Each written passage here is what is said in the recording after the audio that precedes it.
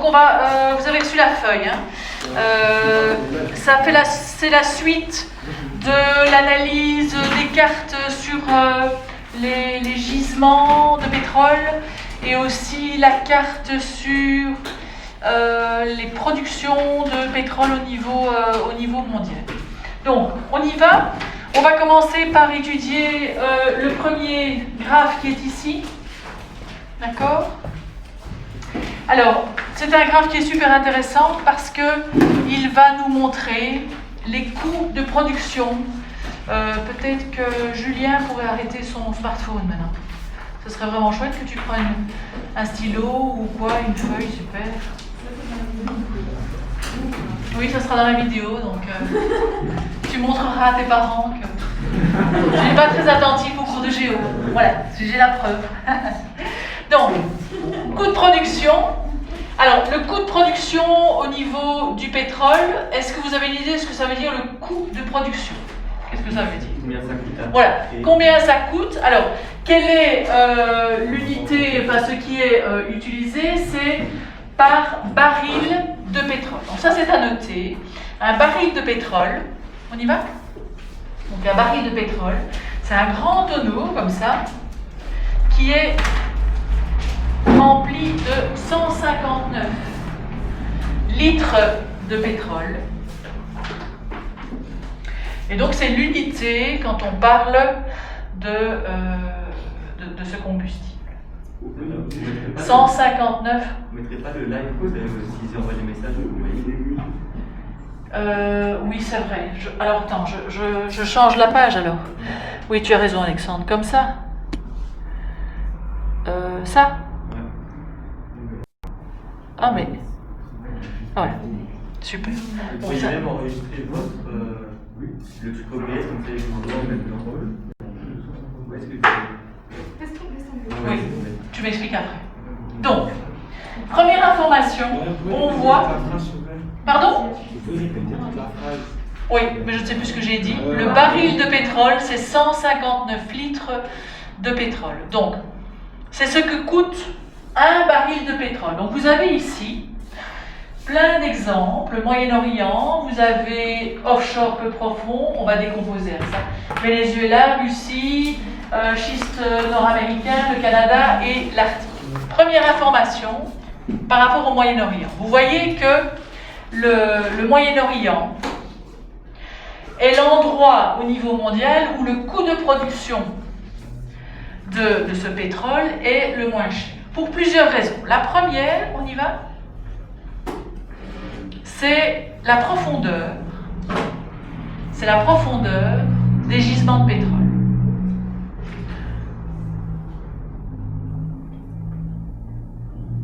Donc ce sont des gisements qui ne sont pas très profonds.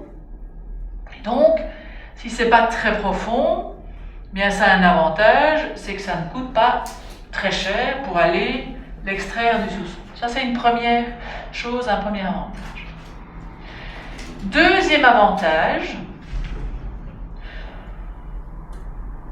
qui est assez facile à comprendre, c'est par rapport à la main-d'œuvre, le salaire des gens qui travaillent pour extraire ce pétrole est relativement faible.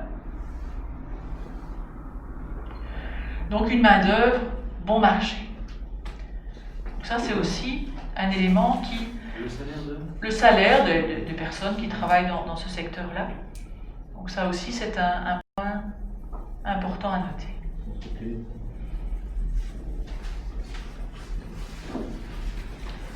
Troisième chose,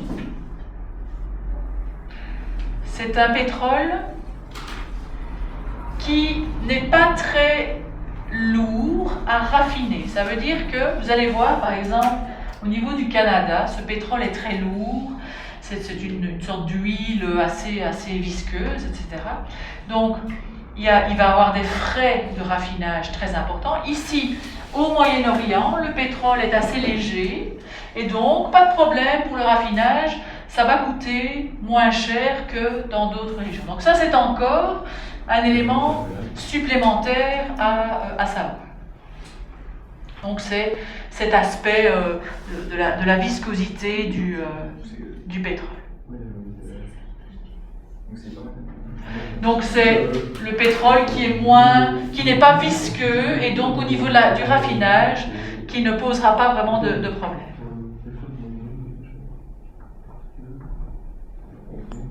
Donc il y a peu de traitement pour le pétrole. Et dernier élément, qui n'est pas négligeable, dans un coût de production, il y a aussi le coût de transport qui rentre en ligne de compte. Le coût de transport.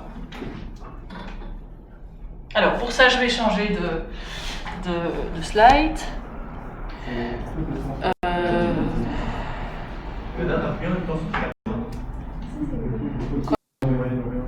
Donc si je fais comme ça, voilà, ici.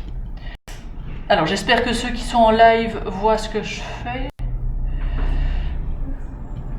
Ouais, vous voyez, appuyer sur la caméra, comme ça, ils vont pouvoir. Appuyez sur... Oui, mais... Pas ici, pas ici. Où ça? Sur le... Le?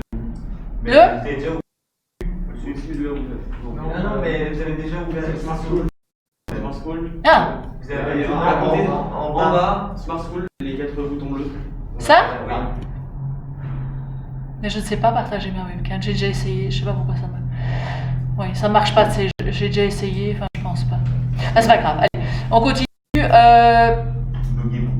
Oui, ben, c'est pas moi. Moi, je reprends... Attendez, je reprends ceci. Voilà. Donc, ici, vous avez la zone du Moyen-Orient. Donc, vous prenez cette carte-là avec moi. Alors, ce qui est intéressant sur cette zone-ci, je vais essayer de trouver mon stylet, c'est qu'on va pouvoir mettre en évidence certaines choses. La première chose, c'est ceci. Ce sont les grandes zones de gisement de pétrole. Alors, à la grosse louche, c'est vraiment ici que ça se représente, donc ça vous le mettez. Donc ce sont les zones de gisement de pétrole. Alors, cette zone, il faut aussi le mettre dans votre cours, elle se situe près du golfe, en bordure du golfe Persique, donc c'est une zone intense.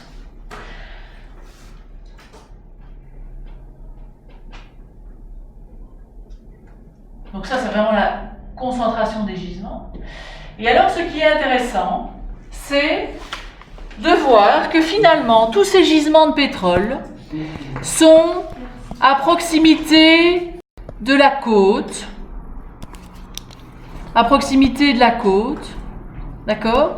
Et donc, tous les ports sont... Je ne sais pas ce qui se passe avec mon stylet aujourd'hui. Il bug aussi. Tous les ports sont destinés à acheminer ce pétrole. Donc, première chose, les gisements de pétrole ne sont pas loin des ports au niveau du Moyen-Orient. Donc, le coût de transport ne sera pas trop important. Donc ça sera un transport qui sera maritime. D'accord?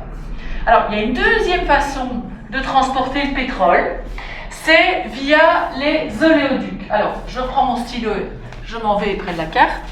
Ici, vous avez par exemple cette droite-ci, vous voyez là, enfin, cette courbe-ci. Ça, c'est un oléoduc. Qu'est-ce qu'un oléoduc? Donc, c'est un... Baptiste? Moi, j'ai une question. Vous voyez, par exemple, dans les pays là où il fait chaud ou quoi, ils utilisent moins de pétrole que nous, non?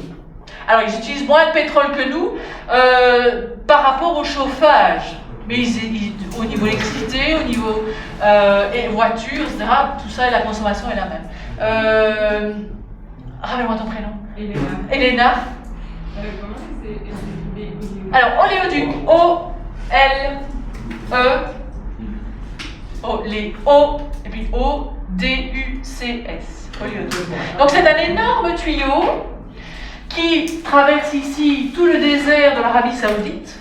Donc, visuellement, c'est très très laid au niveau des paysages, mais voilà, donc ils ont construit cet oléoduc-là. Alors, c'est intéressant, c'est donc un transport qui est aussi très, très favorisé pour le pétrole, très facile. Et ici, c'est fondamental, parce qu'en fait, cet oléoduc qui traverse toute l'Arabie Saoudite part du Golfe Persique, traverse l'Arabie Saoudite et arrive dans la mer Rouge. Et à partir de là, le commerce international peut se faire de ce fameux pétrole. Alors, ce qu'il faut vraiment noter, c'est que le commerce international peut aller via le golfe de Suez et le canal de Suez en Égypte vers la mer Méditerranée. Et donc, mer Méditerranée, le marché est ouvert vers l'Europe. D'accord ? Donc, si nous avons besoin de pétrole, nous, Belges, etc., c'est comme ça qu'il arrive de manière essentielle. Donc, il traverse le désert en Arabie Saoudite, la mer Rouge, l'Égypte, via le canal de Suez, la mer Méditerranée, et puis on le disperse au niveau européen. Et même chose, on peut aussi utiliser cette mer Rouge à partir de cet oléoduc ici, vers le sud, bien entendu. D'accord ? Et là, on peut aller vendre le pétrole en Asie, etc., etc.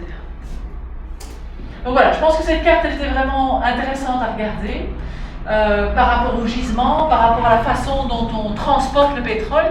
Et donc, les pétromonarchies, comme on les appelle, ont finalement peu investi dans leur transport. D'accord ? Vous avez des ports et vous avez des oléoducs. Mathis ? Est-ce qu'il y a une taxe à payer quand il faut passer Alors chaque fois, quand il y a un pays qui passe, que tu passes, il y a une taxe. Oui, bien sûr. Ah oui, oui, oui. Même, mais il y avait pas aussi qui passait par les côtes de Syrie. Alors il y a aussi d'autres zones de passage, hein, bien sûr. Hein, oui, bien sûr. Il y a d'autres oléoducs vers d'autres endroits, ça c'est sûr. Oui, Alexandre ? C'est en continu, on sait qu'il y a du pétrole à l'intérieur. Oui, complètement. Il y a une pression continue et donc c'est constamment. Ouais. C'est comme un robinet. C'est ça, exactement. Ouais. Mais c'est plus grand qu'un robinet. Et c'est dans les... C'est dans le désert, c'est à 1 mètre du sol. Ah non, c'est on le voit quoi. Ah oui, c'est un tuyau comme ça qui est haut comme moi et qui est large comme ça. Donc c'est sur des pieds et c'est vraiment... Je pensais qu'il a mis à l'intérieur. Alors parfois il y en a qui sont mis à l'intérieur, mais souvent on les laisse comme ça à la superficie, parce que ça coûte moins cher que de les enfoncer. Et comme ça, s'il y a une fuite... Aussi, tout à fait. Oui, tout à fait. Voilà, donc ça c'était la problématique du pétrole par rapport au Moyen-Orient. Donc pourquoi est-ce que ce pétrole est moins cher au Moyen-Orient? Est-ce que c'est clair pour vos notes? Oui, sûr. Alors on va passer, je ne sais plus, à la deuxième zone qui est les plateaux continentaux. Alors j'espère qu'ils sont toujours avec moi.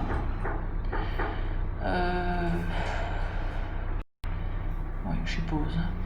Voilà, les plateaux continentaux. 2. Ce qui est marqué entre parenthèses, c'est ça qui est important, c'est les offshore peu profonds. Alors offshore, ça veut dire quoi? Vous voyez pas? En mer.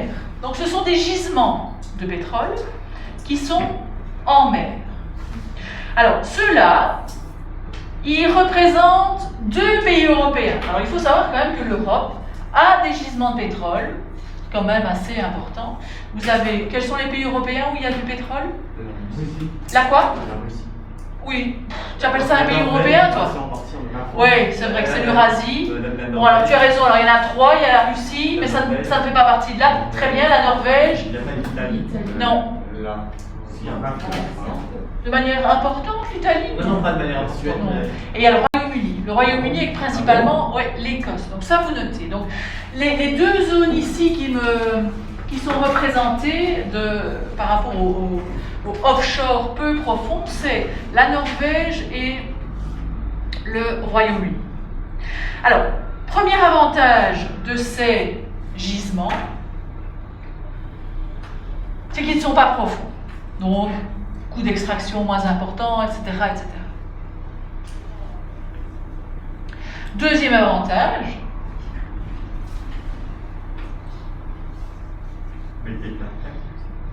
oui, alors c'est vrai qu'il y a moins de taxes peut-être. C'est en mer. Alors, c'est en mer, c'est un avantage? Oui. Oui, pourquoi? Parce que bon, c'est directement mis dans les bateaux et ça peut partir. Exactement, donc le coût de transport va être moindre. Et en plus, c'est ça qui est assez génial. Bon, c'est la nature qui a voulu ça, mais ces gisements ne sont pas trop loin des côtes. Parce que vous avez des gisements offshore qui sont assez loin, c'est très très coûteux du coup. Donc ici, voilà, c'est quelques dizaines de kilomètres qu'il faut parcourir avec le pétrolier, donc c'est pas très loin, donc ça ne coûte pas trop cher. Il y a un gros désavantage, pardon. Mais on voit les plateformes. On quoi? On les voit les plateformes. Oui, on les voit. Alors les désavantages, alors j'ai une photo, je vais vous montrer.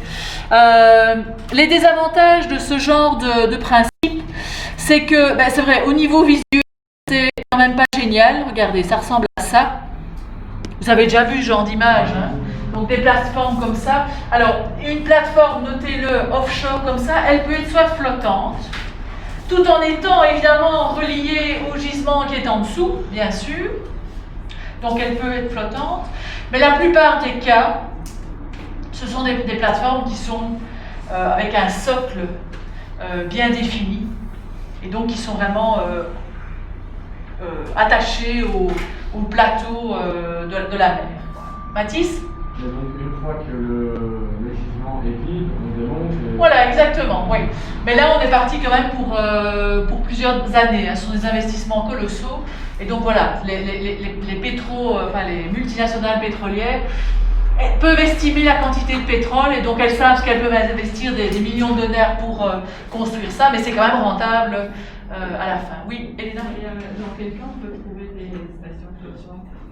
Alors des stations flottantes, ça doit coûter moins cher, je suppose, et peut-être que c'est moins durable, peut-être que c'est quelque chose qui est là pour, j'invente, 2 ans, et puis que tu enlèves plus facilement qu'une qui est vraiment ancrée dans le sol. Peut-être s'il y a plusieurs gisements l'un à côté de l'autre, comme ça ils peuvent... Oui, peut-être aussi, ils peuvent bouger plus facilement, etc. Alors, il y a un gros désavantage de ça. Oui, alors c'est archi moche, ça c'est sûr, mais c'est qu'il doit avoir une présence humaine non-stop 24 heures sur 24. Donc là, il y a des travailleurs, des ouvriers, et il y a souvent des accidents, souvent des incendies, etc. Donc ce ne sont pas des plateformes qui sont super sécurisées. Voilà, les conditions ne sont pas géniales pour le travail là, et c'est toujours un risque. Bon, on limite évidemment un maximum, mais la possibilité d'avoir un accident, elle est réelle. Oui, Mathis? Mais les gens qui travaillent là, souvent ils partent pendant plusieurs mois, mais C'est ça. Ils sont très bien payés. Alors, ils sont peut-être bien payés. Je ne suis pas sûre que l'ouvrier qui bosse là-dessus en tant que manutention, tu vois, qui déplace les trucs, soit vraiment super bien payé. Par contre, l'ingénieur qui est là, oui, bien sûr, ça c'est sûr. Ouais. Donc voilà, c'est toute une petite vie là, toute une vie là. Alors, on vient leur apporter la nourriture, etc. Oui. Il y a bien un jour où tout sera automatisé. Certainement, oui, certainement, mais pour le moment, pas. Pour le moment, il faut vraiment une présence humaine. D'extraire encore du pétrole. Oui, si, bien sûr. Donc ça, c'est Royaume-Uni, Norvège, Elena? Mais si il y a une fuite et que le pétrole... Alors, ils sont là pour essayer de limiter les dégâts environnementaux. Hein. Ouais. Mais c'est des choses qui arrivent, bien sûr. Oui. Ah non, pardon. Non, ça n'arrive pas souvent. Non. Les pétroliers, souvent, qui peuvent... les pétroliers qui coulent ou ce genre de choses, c'est pas des plateformes. Non, ça, ça n'a rien à voir. Mais ça, c'est vrai que ça provoque des marées noires. Mais c'est le même genre. Hein. Si une plateforme comme ça émet du pétrole, ça peut provoquer une marée noire. Mais ça n'est jamais vraiment arrivé. Pendant les tempêtes, c'est ce que... Non, tout ça est bien... Ça, c'est bien pensé, oui. C'est plutôt des fuites de tuyaux, tu vois, quand il y a peut-être, je sais pas, des tensions au niveau du pétrole. Enfin, voilà, donc ça, c'était l'image par rapport au... Je regarde mes notes comme ça, je vois que j'ai tout mis. Ah oui, non. Oui? Ils ne voient pas, je pense, quand vous êtes là. Ah bon? Je sais pas. Ouais, c'est noir. Oula, j'ai mon Microsoft qui s'en... Qu'est-ce que c'est ça? Mais ils ont... Chaque fois que vous venez pour que... Non? Ah, c'est ça? Ah, je dois chaque fois revenir? Ah, pardon. Ok. Bon. Ça va pour les plateformes offshore? On continue? Donc je vais... Attendez, parce que je joue avec les documents qui sont en ligne, c'est pas facile. Ça, je m'en... Allez! Oh, il a perdu mon document maintenant.